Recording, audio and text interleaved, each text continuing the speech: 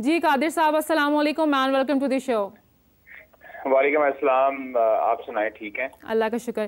कादिर साहब, क्या खबरें आपके पास? परफॉर्मेंसेस पर आप क्या कहना चाहेंगे? बाबर 0 पर आउट थे, साइम की अच्छी परफॉर्मेंस रही, रिजवान और सऊद शकील ने जो पार्टनरशिप की है बहुत अच्छा स्कोर रन कर लिया उन्होंने, तो क्या कहेंगे सारी खबरों के हवाले से? देखें, पाकिस्तान ने जो बैटिंग की है कल, कंडीशन थोड़ी सी ओवरकास्ट थी, जरूर थी, लेकिन उनके बॉलर्स ने बहुत अच्छी लाइन पे बॉलिंग की थी शुरू में, और जिसकी वजह से बाबर भी और उसके बाद अब्दुल्ला शफीक और शान मसूद आउट हुए। शान मसूद का जो आउट था वो जो है वो काफी क्वेश्चनेबल था, कंट्रोवर्सी बनी है और क्वेश्चनेबल है, जिसकी वजह से उन्होंने बाद में जाके बाहर भी स्क्रीन पे देखा और काफी हैरान हुए कि ये आउट जो था वो नहीं बनता था। अलबत्ता 6 रन बनाए शान मसूद ने। 56 जो है वो साइम अयूब जो थे, साइम अयूब और सऊद शकील, उनकी पार्टनरशिप लगी। देखिए, जब 3 विकेटें गिरती हैं उस टाइम पे आपको जो है वो आराम से खेलना होता है, लेकिन कहा जरूर ये गया था कि इंटेंशन जो है वो आपने तेज शो करनी है, एग्रेसिव अप्रोच के साथ आना है, जिसकी वजह से शुरू में मुझे लगता है कि शान मसूद, अब्दुल्ला शफीक, हालांकि 14 गेंदें खेल चुके थे अब्दुल्ला शफीक भी, सिर्फ 2 रन बनाए।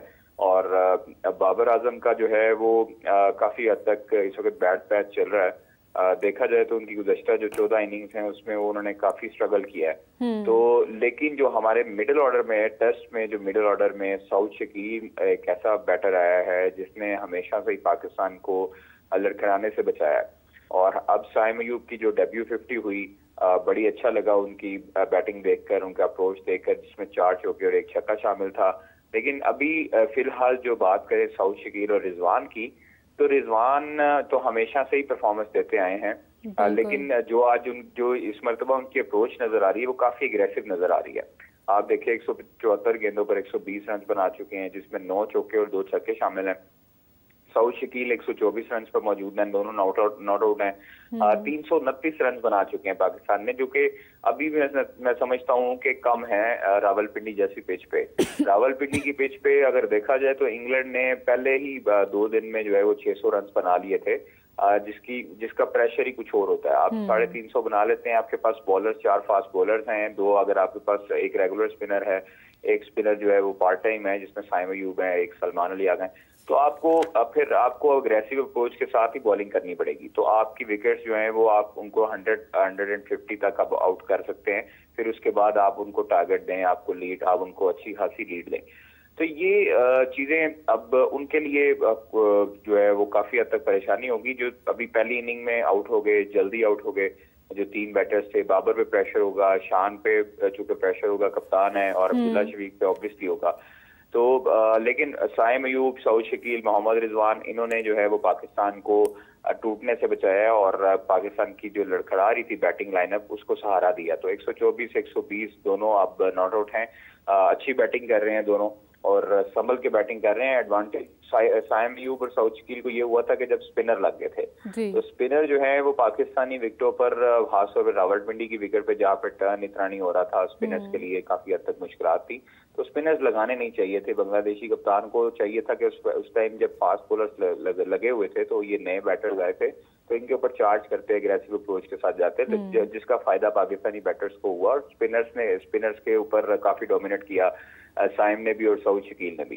तो देखिए, अब ये फायदा ये है कि हमारा जो अब देखे रिजवान और सऊद शकील जिस तरह की बैटिंग कर रहे हैं, मैं समझता हूं कि इनको अभी अपना अग्रेसिव अप्रोच के साथ अगर जाते हैं तो ये 200 रन भी बना सकते हैं। इनके अंदर अहलियत है कि ये अगर इस तरह अप्रोच के साथ जाते हैं, रिजवान जिस तरह खेल रहे हैं, तो ये अगर 200 या 150 रन बना लेते हैं इंडिविजुअल, तो उसका काफी हद तक फायदा पाकिस्तान को भी होगा। और उस ऑब्वियसली सेकंड इनिंग में देखें प्रेशर होता है, आपने जब जो है वो करनी होती है, कवर करना होता है स्कोर को, उस वक्त आपको काफी हद तक प्रेशर होता है।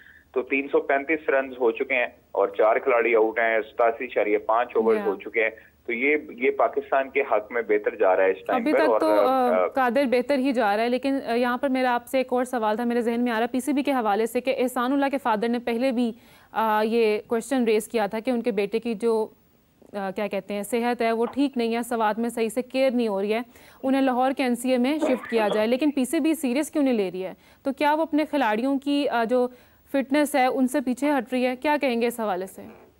देखिए पीसीबी सीरियस है। पीसीबी ने मुतअद्दिद मर्तबा एहसानुल्लाह को कहा कि आप रिहैब करें एनसीए में आके। एहसानुल्लाह अपने साथ खुद सीरियस नहीं है और हम काफी दफा जो है उनको देख भी चुके हैं कि उनके नॉन सीरियसनेस की अंदाजा आप यहाँ से लगा लें कि उनकी सर्जरी हुई है और उनको पीसीबी ने कहा कि आप रिहैब करवाएं, आप मसाज करवाएं एनसीए में आके। उनके लिए सर्दियों में जो है वो टेम्परेचर कंट्रोल पूल का जो है वो इंतजाम किया गया, लेकिन वो वहां पर नहीं आते रहे। कलमा चौक एक अकेडमी है, क्रिकेट अकेडमी, वहां पर जाकर वो अब बच्चों के साथ जो है उनको तरबियत देते रहे। और फिर उसके बाद अब जब पाकिस्तान क्रिकेट बोर्ड ने उनको कहा कि सवात में जाएं, आपका वहां पर रिहैब होगा, तो वहां पर रिहैब ठीक तरीके से नहीं हो रहा।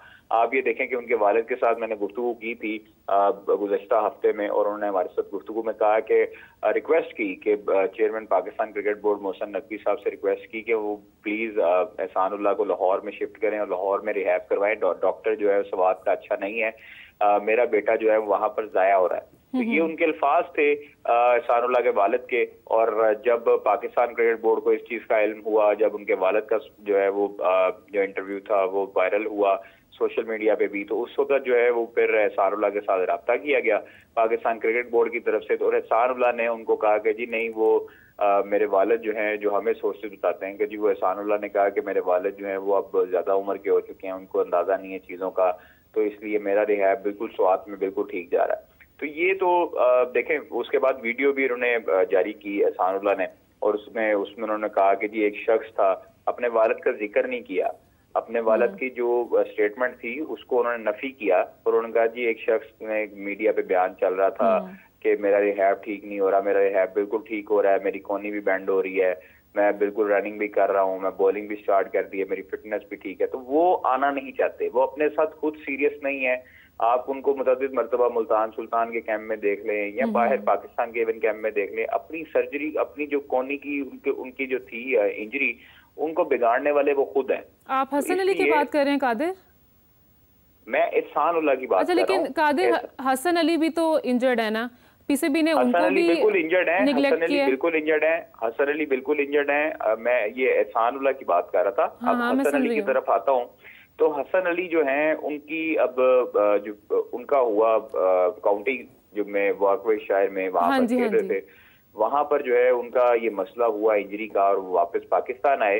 तो उन्होंने पाकिस्तान क्रिकेट बोर्ड से रिक्वेस्ट की कि जो उनका इलाज तो फ्री होगा, उनकी इंश्योरेंस है वहां पर, उनका इलाज तो फ्री होना है। डॉक्टर का टाइम तो पीसीबी ने उन्होंने रिक्वेस्ट की थी डायरेक्टर इंटरनेशनल से उस्मान वाला से, और उनको कहा था कि जी मेरा ये रहने का और वहां पर जाने का बंदोबस्त पाकिस्तान क्रिकेट बोर्ड कर दे।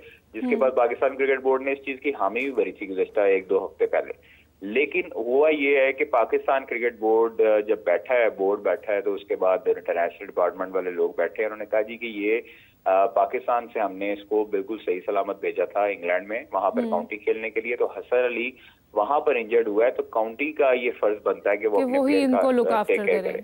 ठीक है। तो फिर काउंटी को उन्होंने राब्ता किया, काउंटी को ईमेल की और काउंटी को जो है वो जाकर वहां पर उन्होंने राब्ता करके कहा कि वहां पर हसन अली का इलाज करवाया जाए। तो काउंटी एग्री कर गई है इस चीज पर। अब जो है वो हसन अली जो है वो काउंटी के खर्चे पर वहां जाएंगे और इलाज करवाएंगे।